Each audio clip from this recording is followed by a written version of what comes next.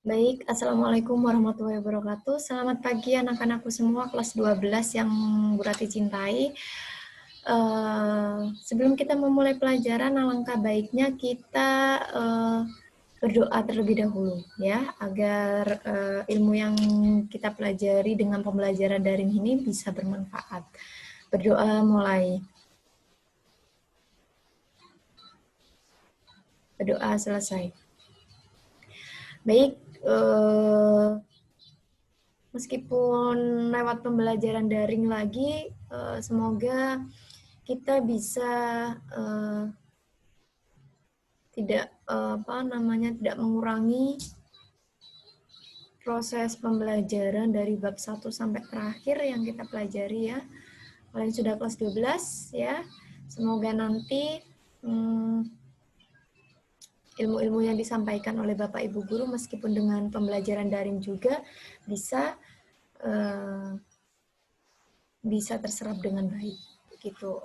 Oke, berarti lanjutkan. Kemarin terakhir adalah uji klinik untuk kelas 12 ya. Jadi sebelum kita ke pengolahan ya, ke uji klinik, kita masuk ke uji praklinik dulu. Ya, uji praklinik, kemudian uji klinik ya. Nanti berarti pada pagi hari ini akan melanjutkan bab tambahan ya, ini keracunan ya. Nah, apa sih yang dimaksud dengan keracunan itu? Kenapa orang itu bisa keracunan ya? Atau yang disebut anamnesi ya. Oke ya, anamnesi adalah anamnesis amat penting dan sering dapat menunjukkan adanya unsur keracunan. Tetapi ini hanya benar bila amnesis menjurus ke suatu kriteria yang positif. Sering dokter dihadapkan pada pasien yang kesadarannya menurun ya. Nah, kriteria dia dikatakan, intinya di sini ya, kriteria dia dikatakan keracunan, salah satunya biasanya kesadarannya dia menurun ya. Keracunan dapat terjadi karena beberapa hal dan klasifikasi berikut ini ya. Yang pertama, self poisoning ya, atau pasien makan obat dengan dosis yang berlebih. Nah, itu disebut dengan keracunan juga karena dosis kita sudah obat itu sudah ada dosis tertentu. Ketika si pasien tersebut tidak menaati peraturan untuk peminuman cara pengobatannya atau cara dia peminumannya, maka dengan dosis yang berlebih, maka itu disebut dengan self poisoning atau bisa disebut dengan membahayakan, bisa jadi dia bunuh diri ya, seperti itu. Faktornya mungkin bunuh diri dan sebagainya, sehingga dia meminum obat-obatan dengan dosis yang berlebih. Kemudian ada lagi dengan attempt suicide ya, atau keadaan pasien yang bermaksud bunuh diri tetapi dapat berakhir kematian atau pasien sembuh kembali bila dosis yang dimakan tidak berlebihan atau multitafsir. Oke ya. Kemudian ada accidental atau ini kecelakaan murni tanpa adanya faktor kesengajaan ya. Kemudian ada homicidal poisoning atau keracunan akibat tindakan kriminal, yaitu seseorang dengan sengaja meracuni orang lain, atau dengan yang tadi homicidal poisoning. Oke, saya lanjutkan. Klasifikasi menurut terjadinya keracunan. Ada keracunan akut, itu ketika dia secara mendadak ya itu terserang ya, atau gejala keracunan akut adalah murni. Sebentar ya.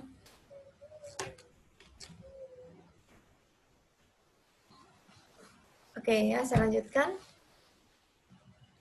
Ada keracunan akut tadi itu secara mendadak. Kemudian ada keracunan kronik ya. Ini keracunan kronik yaitu sulit ditegakkan karena gejalanya timbul secara perlahan-lahan ya. Ciri khas dari keracunan kronik adalah zat penyebab diekskresikan lebih dari 24 jam, waktu paruhnya panjang sehingga terjadi akumulasi. Ini dicontohkan ya pada keracunan kronik merkuri. Nah, merkuri yang biasanya digunakan untuk wajah ya, tanda-tandanya seperti gingivitis ya, perubahan warna gusi, kemudian gigi tanggal, pembesaran kelenjar ludah. Kemudian ada yang ketiga yaitu racun pada sistem saraf pusat atau neurotoksik ya. Ini efeknya itu bisa mengganggu respirasi sel yang terdapat di dalam tubuh, menyebabkan ventilasi paru-paru atau sirkulasi otak, menjadikan kerusakan jadi irreversibel. Nah, ini bisa terjadi mungkin dari etanol atau antihistamin yang lain atau bromid atau kodein ya. Kemudian ada racun jantung, ada kardiotoksik ya. Dapat menyebabkan kelainan ritme jantung yang biasanya normal, dia bekerja secara ritmenya tidak beraturan ya. Kemudian ada racun hati atau hepatotoksik ya, ini biasanya side effect dari paracetamol ya atau jenis acetaminophen, itu biasanya menyebabkan dari racun hati atau yang disebut dengan hepatotoksik. Kemudian ada racun ginjal ya. Ginjal memiliki sifat yang sangat rentan terhadap aksi racun. Perubahan fungsi ginjal dapat dimanifestasi sebagai perubahan dalam komposisi kimia urin ya dan laju pembentukannya. Nah, yang biasanya menyebabkan untuk racun ginjal itu yang pertama adalah bisa jadi asam borat, bisa jadi substansi merkuri ya, merkuri yang di dalam kosmetik ya, boraks ya, makanan biasanya, acetaminophen dan jengkol ya. Bukan berarti kita dengan dosis yang ini secara lambat ya, untuk racun ginjal itu secara lambat, secara tidak langsung itu bisa dilihat dari fungsi faal ginjalnya itu dari komposisi urinnya.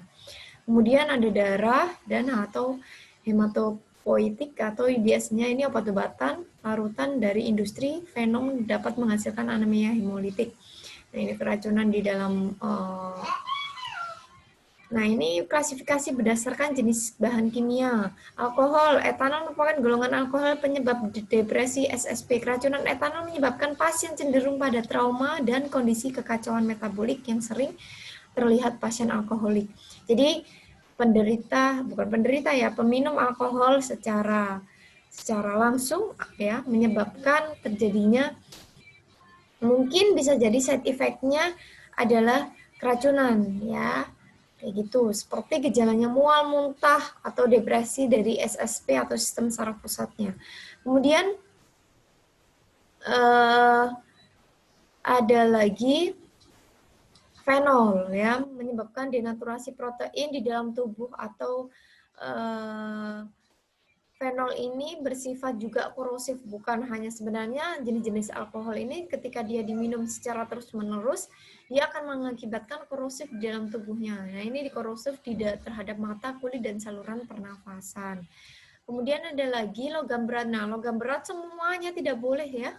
Logam berat apapun seperti itu tidak boleh terkonsumsi oleh manusia dengan dosis yang tidak tertakar. Logam berat ini tidak boleh ya, seperti PB ya. Nah, pokoknya logam-logam berat tidak boleh terkonsumsi oleh tubuh. Kemudian ada timah hitam ya. Ini terdapat di beberapa cat atau baterai. Nah, ini ya, khususnya mungkin yang anak-anak ini kalau sudah terkonsumsi, apa yang terjadi? Ya, keracunan, mempengaruhi beberapa sistem organ itu tadi ya. Kemudian ada arsen, ya ini ya sejenis logam berat semuanya ini ya, timah hitam, arsen, ya. Kemudian merkuri.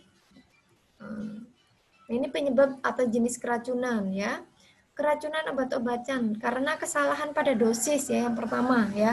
Jadi adanya farmasis di sini itu mempunyai andil besar untuk mengurangi keracunan. Salah satunya juga ini ya, jenis-jenis obatan atau takaran dalam suatu dosisnya.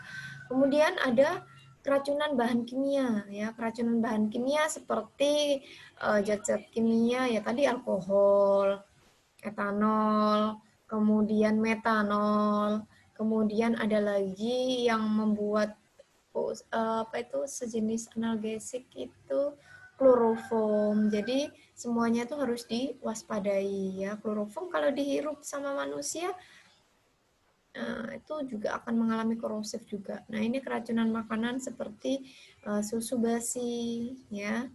Kemudian ada keracunan bakteri, ya. Makanan-makanan yang sudah basi tadi termasuk di keracunan bakteri atau jamur, keracunan makanan, ya. Singkong, ya. Karena ada senyawanya terdapat di situ. Kemudian ada accident poisoning atau keracunan karena terjadi tanpa disengaja ya akibat kecelakaan. Nah, ini gejala keracunan yang harus kalian waspadai. Ada keracunan tingkatan 1, tingkatan 2, tingkatan 3, dan tingkatan 4. Ini tingkat kesadarannya ya. Tingkatan 1 penderita hanya mengantuk tetapi masih sadar dan mudah diajak bicara. Keracunan tingkat 2 penderita dalam keadaan support ya, tetapi dapat dibangunkan dengan rangsangan minimal, mungkin dengan panggilan atau digoyangkan saja dia sudah bisa. Kemudian keracunan tingkat 3 yaitu penderita dalam keadaan super koma ya, dia koma ya, dia bisa bereaksi dengan rangsangan yang maksimal.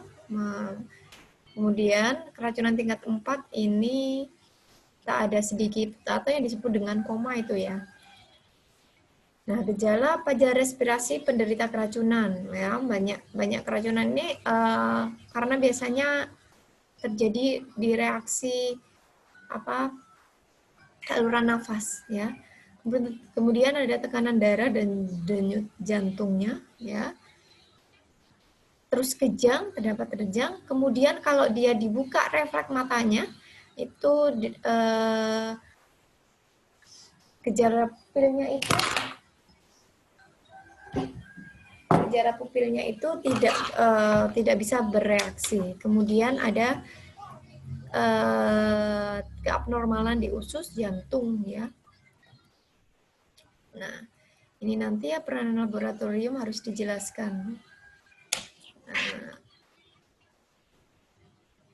Nah, ini terapi keracunan ya. Pada keadaan darurat menangani pasien keracunan, pertimbangan pertama ialah memutuskan apakah diperlukan tindakan secara terutama pada fungsi vital.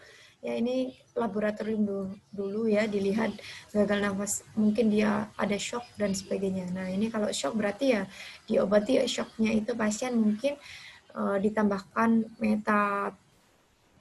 metaraminol atau injeksi yang lain. Ya, kayak gitu. Nah, ini tindakan lain yang mungkin ada barbiturat, ada diazepam mungkin kalau dia kejang ya, cairan intravena mengatasi gangguan keseimbangan atau elektrolit ya, mungkin dikasih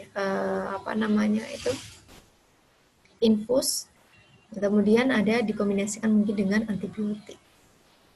Nah, seperti itu ya. Ini hemodialisis kalau ada untuk tindakan yang mungkin dia koma. Nah, ini beberapa keracunan tindakan terapinya. Kalau dia keracunan etanol, ya, muntah, delirium, terapinya bisa menggunakan ini emetik, ya, dengan 1 sendok makan dalam 1 garam dapur, antihistamin, ya, acetaminophen, ya, aspirin, barbiturat. Nah, kalau dia keracunan di obat ini sudah bisa kalian lihat ya, dikasih apa aja ya. Jadi terapinya bilas lambung, untuk yang barbiturat di bilas lambung walaupun sudah lebih dari 4 jam, tinggalkan 30 mg melarutan MgSO4 dalam usus, beri kopi tubruk ya. Ya, ini jenis barbiturat, makanya biasanya tidak boleh dikombinasikan dengan kopi karena apa? Di situ ada kafeinnya yang memberikan efek menurunkan efek dari barbiturat. Kemudian bensin ya, biasanya mual muntah ya. Dikasih biasanya epinefrin ya, tidak boleh diberikan karena bisa menimbulkan fibrasi ventrikel. Nah, ini fenol. Dikasihkan susu. Biasanya sih rata-rata susu atau kalau dialami ya susu atau mungkin kelapa muda, air. Nah, ini sudah dijelaskan ya, nanti bisa dilihat di sini ya untuk penanganan minyak tanah, kalium permanganat. Gimana kalau kalian terjadi keracunan, di sini sudah dijelaskan secara utuh. Oke. Oke, terima kasih untuk hari ini. Semoga ilmunya bermanfaat anak-anak.